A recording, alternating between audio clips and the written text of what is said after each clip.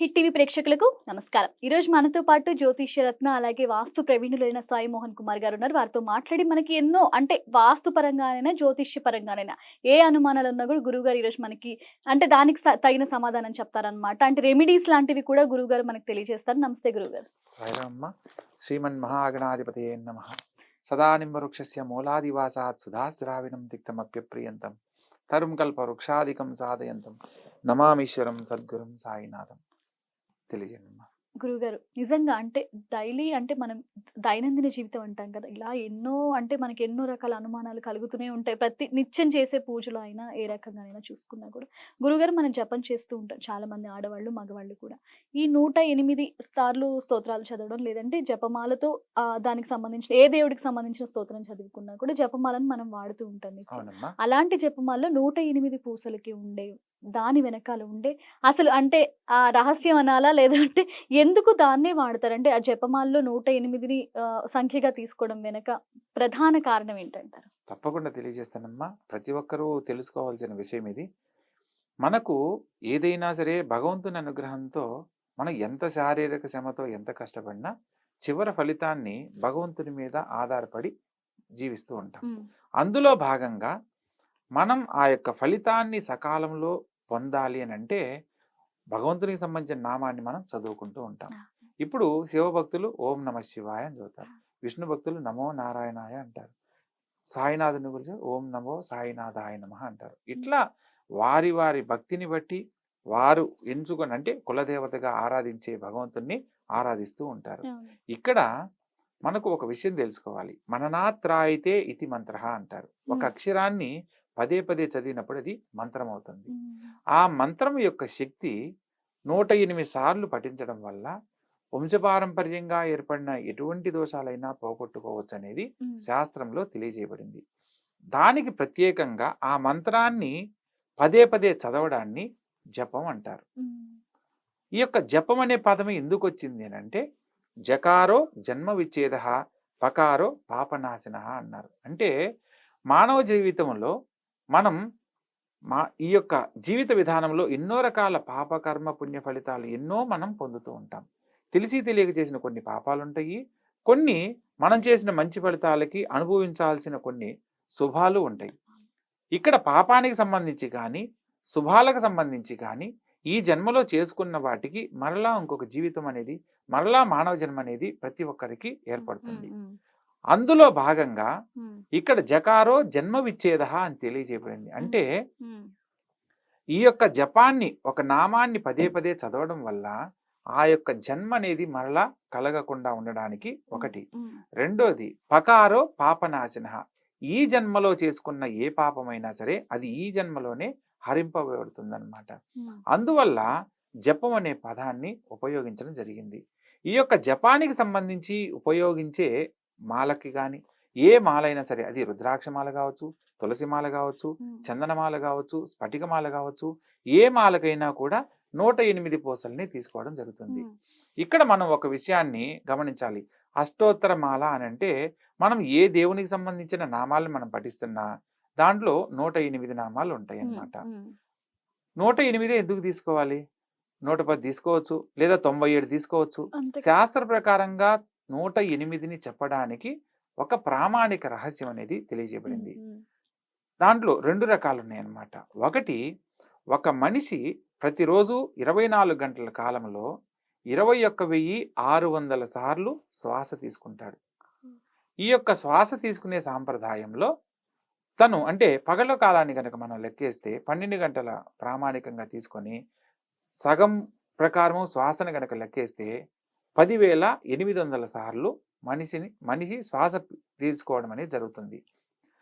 ఇక్కడ భగవంతునికి సంబంధించిన నామాన్ని 10,800 సార్లు పఠించాలి అంటే ఒక్క రోజులో అయ్యే పని కాదు. కాబట్టి ఆ చివర ఉన్న 2 సున్నాలను తీసివేసి 108 సంఖ్యను ప్రామాణికంగా చెప్పడం జరిగింది.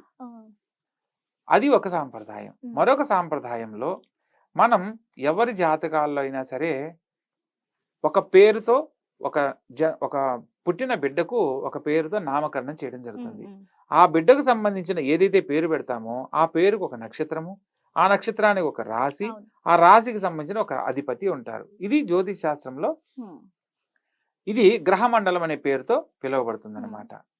అంటే ఒక నక్షత్రానికి 4 పాదాలుంటాయి. మనకి నక్షత్రాలన్నీ ఎన్ని? 27 27 నక్షత్రాలు. నక్షత్రాలు. హ్మ్. 27 నక్షత్రాలకి ఒక్కొక్క నక్షత్రానికి 4 పాదాలుంటాయి. ఇప్పుడు అశ్విని నక్షత్రం అనుకోండి. చూచే, చోళ 4 పాదాలు. ఇందులో ఏ అక్షరం మీదైనా ఆ బాబు పుట్టిన సమయాన్ని బట్టి ఒక అక్షరంతో పేరు నిర్మాణం చేయడం అనేది జరుగుతుంది. అలాగా 27 నక్షత్రాలకి 27 ఇంటూ 4 పాదాలనంటే 27 + 27 54, 54 + 54 108. అంటే 27 నక్షత్రాలకి ఇంటూ ఒక్కొక్క 4 పాదానికి మొత్తం కలిపితే 108 108. సంఖ్యగా తెలియజేయడం ఆ! జరిగింది. ఓకే. అదేవిధంగా మనకు రాసులెన్ని? 12. రాసులు 12 హ్మ్. రాసులు. హ్మ్. మేషం నుంచి మీనం మీనం వరకు వరకు. హ్మ్. 12 రాసులు. గ్రహాలెన్ని మనకి? నవగ్రహాలు నవగ్రహాలు. అంటారు. హ్మ్. 9. హ్మ్. 12 × 9 12 9 108. 108. అట్లా ఈ యొక్క 108 సంఖ్యకు ప్రామాణికంగా తెలియజేయబడింది. గురువుగారు అయితే మీరు అంటే 108 సంఖ్యకు సంబంధించి అన్నీ చాలా చక్కగా తెలియజేశారు.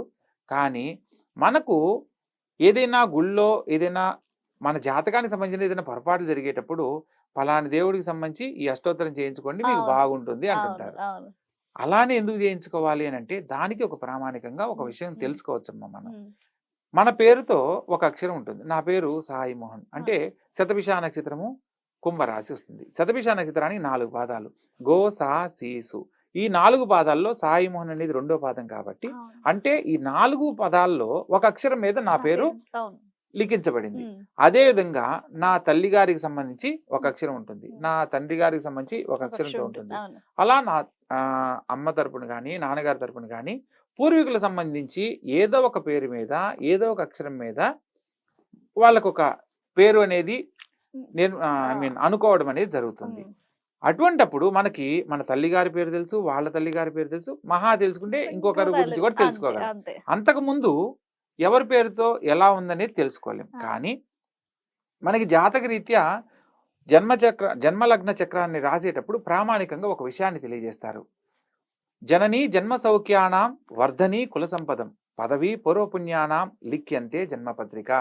జననీ జన్మ సౌఖ్యానం అంటే ఈ జనని అంటే ఈ భూమి మీద మనం జన్మిస్తున్నప్పుడు జన్మ సౌఖ్యానం ఎటువంటి సుఖాలను అనుభవించబోతున్నామో పదవి పూర్వపుణ్యానం అంటే గత జన్మలో చేసిన పాపకర్మ పుణ్య ఫలితాలను బట్టి ఇక్కడ ఈ భూమి మీద ఏ వంశంలో పుడుతున్నామో ఆ వంశంలో ఎటువంటి స్థితిగతులు పొందబోతున్నామో తెలుసుకుంటూ లిఖ్యంతే జన్మపత్రిక అని రాస్తాం. ఇక్కడ మన జాతకంలో మనం తప్పు చేయకపోవచ్చు కానీ ఇది మీకు వంశపారంపర్య దోషమమ్మా అని చెప్పి చెప్తుంటారు జాతక రీత్యా మనం పరిశీలన చేసినప్పుడు. అంటే మన పూర్వీకులు చేసిన పొరపాటు కూడా మనం దానికి బాధ్యత వహిస్తూ కొన్ని హ్మ్. సమస్యలను మనం ఎదుర్కొంటున్నామనంటే ఆ పాప పరిహారం పోవాలి అనంటే ఆ వంశంలో పుట్టిన వంశోద్ధారకుడి చేత పూజలు చేయిస్తూ ఉంటారు. అవును. రైట్. ఎందుకంటే వంశం అనేది అభివృద్ధి చెందేది వంశోద్ధారకుడి వల్ల హ్మ్. కాబట్టి హ్మ్. ఆ ఇంట్లో పుట్టిన మగ సంతానం చేత ఈ యొక్క పూజలు గాని అష్టోత్తరాలు గాని చేయిస్తూ ఉంటారు. ఈ పూజ చేసే సందర్భంలో మన పూర్వీకులకు సంబంధించిన పొరపాటు ఏదైతే ఉందో అది తొలగిపోవాలి అనంటే ఈ హ్మ్. అష్టోత్తర నామాల్లో 108 నామాలతో ఆ భగవంతుణ్ణి మనం కీర్తిస్తాం. హ్మ్. ఇక్కడ నా పేరుతో సంబంధించి ఒక అక్షరం మీద భగవంతునికి ఒక అక్షరాన్ని చెప్పబడింది. అదే విధంగా ఈ యొక్క ఎవరి పేర్లు ఎంతమంది ఉన్నా వంశపారంపర్యంగా ఈ యొక్క 108 నామాల్లోనే వాళ్ళు ఉంటారు. అవునా? అవును. మనం ఒక్కొక్క నామంతో మనకు తెలిసి గాని తెలియక గాని భగవంతుని సమక్షంలో ఈ యొక్క నామాన్ని గనక మనం అక్కడ చదవడం వల్ల ఏమవుతుందంటే వాళ్ళకి సంబంధించి పూర్వీకుల ద్వారా వచ్చిన దోషాలు ఏదైతే ఉంటాయో అవి వాళ్ళకి తొలగింపబడతాయి. ఫస్ట్ ఆఫ్ ఆల్ మనం రైట్. ఆ వంశంలో మనం చేసే పూజ వల్ల హ్మ్. హ్మ్. వాళ్ళకి తొలగింపబడినప్పుడు ఏమవుతుంది వాళ్ళ తర్వాత కలిగిన సంతానంలో దోషం వర్తించదు. హ్మ్. అలా వాళ్ళకి దోషం వర్తించినప్పుడు మనం చేయాలనుకున్న పనుల్లో ఆటంకాలు గనక ఏదైతే ఉన్నట్లయితే హ్మ్. మనం ఆ పూజ చేయించిన ఫలితంగా మనకు ఆ దోషాలు తొలగిపోయి హ్మ్. మన జీవితానికి ఏదైతే చేయాలనుకుంటున్నామో వాటిల్లో శుభాలు కలగడానికి వెంటనే అనుకోగానే ఏ పని అనుకోగానే జరగడానికి అవకాశం ఏర్పడుతుంది. నేను ఒక చోట ఇట్లా జ్యోతిష్యానికి వెళ్ళానండి. అక్కడికి వెళ్ళి ఆ గురువుగారు చెప్పారు ఆ పూజ చేసిన దగ్గర నుంచి నాకు అద్భుతంగా అద్భుతంగా ఉంది ఉంది. అని ఆ! అంటారు. ఆ! అంటే ఇక్కడ మనం ఏదైనా సరే అమ్మా పూర్వజన్మ కృతం పాపం వ్యాధి రూపేణ పీడిత అంటారు. హ్మ్. అంటే పూర్వజన్మలో చేసుకున్న పాపాలు హ్మ్. ఆరోగ్యరీత్యా అనారోగ్య సమస్యలతో ఇబ్బంది పడే విధంగా తలెత్తుతాయి. అవును. అలా జరగకుండా ఉండడానికి మనం ఎప్పుడైతే ఆ వంశంలో పుట్టినందుకు అవి తెలుసుకొని ఆచరిస్తున్నాము అనంటే ఆ పూర్వజన్మకు సంబంధించినవి ఏదన్నా ఉన్నా అవి తొలగింపబడతాయి. తద్వారా జరగబోయే జీవితంలో హ్మ్. మంచి జీవితాన్ని పొందడానికి అవకాశాలు కలుగుతాయి. వంశపారంపర్య దోషాలు కలిగినప్పుడు ఏమవుతుందంటే అమ్మా, సకాలంలో వివాహం కాకపోవడం, హ్మ్. సకాలంలో సం అన్యోన్య దాంపత్యం లేకపోవడము, హ్మ్. లేదా సకాలంలో సంతానం కలగకపోవడం, లేదా కలిగే సంతానంలో అధికంగా స్త్రీ సంతానం కలగడం, లేదా పుత్ర సంతానం కలిగితే కొంత మెంటల్లీ డిజార్డర్‌గా కలగడం, లేదా దాంపత్య జీవితంలో సఖ్యత లేకుండా ఇబ్బంది పడడం, ఇలాంటివన్నీ ఏర్పడడానికి అవకాశం. వంశపారంపర్య దోషాలుగా మనం తెలుసుకోవచ్చు. ఇటువంటి దోషాలన్నీ పోవాలి అనంటే భగవంతుని సమక్షంలో అష్టోత్తరానికి ఎంతైతే ప్రామాణికంగా హ్మ్. ప్రాధాన్యత ఉందో హ్మ్. ఈ యొక్క జపమాలలో మనం అందుబాటులో గుడికి లేదు, గుడి దగ్గరలో లేదు. అటువంటి సమయంలో ఈ యొక్క భగవంతునికి సంబంధించిన నామాన్ని మనం జపం యొక్క సాంప్రదాయంలో గనక ఈ యొక్క 108 పూసలను స్పృశిస్తూ దాన్ని ఆ యొక్క భగవంతుని స్మరిస్తూ మన యొక్క సమస్యని సంకల్పంగా చెప్పుకొని ఎవరైతే ఈ యొక్క జపమాలను ఉపయోగిస్తారో హ్మ్. వారి జీవితంలో మనం ఒక గుడికి వెళ్ళి బ్రాహ్మణుడికి చెప్పి ఈయన వెళ్ళి ఆయన అవును. భగవంతుడు. భగవంతునికి చెప్తే అవును. ఆయన విని మనకు కావాల్సినవన్నీ చేస్తా. మనకు గురువుగారు ఇందులో చేస్తుంటారు. ఇంకొక సందేహం. ఇప్పుడు జపమాల అని మనం మాట్లాడుకున్నాం కాబట్టి, అవునమ్మా. ఇందులోనే తులసి మాల అని లేదంటే అవునమ్మా. రుద్రాక్షలతో అంటే రకరకాలైన మాలలుంటాయి. మీరు ఇందాక ఒక అవునమ్మా. మాట కూడా నాకు చెప్పారు గంధపు మాల ఇలా అని. అవునమ్మా. కొంతమంది ఆడవాళ్ళు ఈ పువ్వులు అనేవి కూడా లెక్క పెట్టుకొని పూజ అవునమ్మా. చేసుకుంటూ అవి దేవుడి. అవును. అలా చేయడం వెనక అసలు ఆంతర్యం ఏంటంటారు? హ్మ్. ప్రతి ఒక్కరి జీవితంలో ఒక్కొక్కరికి ఒక్కొక్క విషయంలో ఇష్టం అనేది ఉంటుంది. హ్మ్. హ్మ్. ఒకరికి ఫుడ్ అంటే ఇష్టం, ఒకరికి ఎదుటి వ్యక్తులతో చక్కగా మాట్లాడడం ఇష్టం, హ్మ్.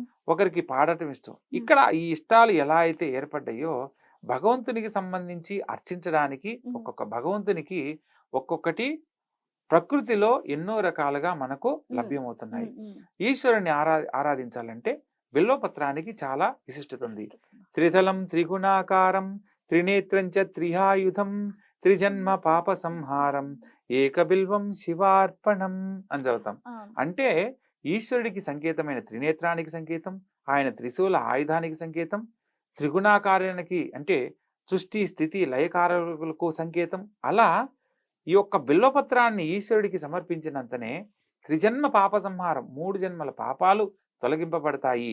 ఏకబిల్వం శివార్పణం. శివార్పణం. ఒక్క బిల్వపత్రాన్ని ఈశ్వరుడికి సమర్పించినంతనే అని హ్మ్. అలా ఎలా అయితే తెలియజేయబడిందో భగవత్ప్రీతికి సంబంధించిన ఇప్పుడు ఈశ్వరునికి సంబంధించిన రుద్రుని యొక్క అక్షము రుద్రాక్ష అంటారు. హ్మ్. హ్మ్. ఆ రుద్రాక్షకి చాలా విశిష్టత ఉంది. ఈశ్వరారాధన చేయడానికి రుద్రాక్షమాలతో గనక జపాన్ని గనక ఆచరించినట్లయితే ఈశ్వరానుగ్రహాన్ని త్వరగా పొందడమే కాకుండా చివరి దశలో మోక్షాన్ని శివైక్యాన్ని పొందే యోగ్యత లభిస్తుందనేది హ్మ్. శివపురాణంలో తెలియజేయబడింది. అదే విష్ణుమూర్తికి సంబంధించి ఆయన అలంకార ప్రియుడు. తులసి మాలతో ఆయనకి ఎంత పూజ చేస్తే అంత ప్రీతి. అందుకని తులసి మాలతో అంటే తులసి గింజలతో అంటే హ్మ్. తులసి కాడతోటి వాటిని పూసలుగా తయారు చేసి ఆ యొక్క తులసి మాలతో గనక విష్ణు ఆరాధన గనక చేసినట్లయితే విష్ణు భగవంతుని యొక్క అనుగ్రహాన్ని హ్మ్. సకాలంలో పొందడానికి అవకాశాలు ఏర్పడతాయి. అలాగే లక్ష్మీదేవిని ఆరాధించడానికి కమలాలకి ఎంత విశిష్టత ఉందో కమల ఘట్టామాల అంటారు. అంటే తామర గింజలతోటి మాలగా తయారు చేసి ఆ మాలతో గనక లక్ష్మీదేవిని ఓం శ్రీం శ్రీయై నమః అనే మంత్రంతో గనక అమ్మవారిని గనక ఆరాధించినట్లయితే సకల ఐశ్వర్యాలను ప్రసాదిస్తుంది. మనం అష్టలక్ష్ములుగా ఆమెను ఆరాధించేటప్పుడు అష్ట ఐశ్వర్యాలను ప్రసాదిస్తుంది అని మనం గ్రహించాలి. ఇక్కడ చాలా మంది జీవితాలలో ఈ యొక్క విధానాన్ని తెలుసుకొని ఆచరించే ప్రతి ఒక్కరి జీవితాలలో కూడా ధనానికి సంబంధించి కానీ జీవన విధానానికి సంబంధించి కానీ ఏ లోటు లేని జీవితాన్ని పొందడానికి అవకాశాలు ఏర్పడుతున్నాయి. రైట్ గురువుగారు. చాలా చక్కగా చెప్పారు. నిజంగా అంటే జపం ఏదో చేసేస్తాం కానీ వీటి గురించి తెలియని వాళ్ళు, తెలిసిన వాళ్ళు ఉండొచ్చు. తెలియని వాళ్ళు కూడా ఇంకెక్కువ మందే ఉంటారు. అవునమ్మా. నిజంగా అలాంటి అవునమ్మా. వాళ్ళకి నిజంగా మాకు తెలియని విషయం తెలియజేశారు. ధన్యవాదాలు గురువుగారు. శుభం భూయాత్.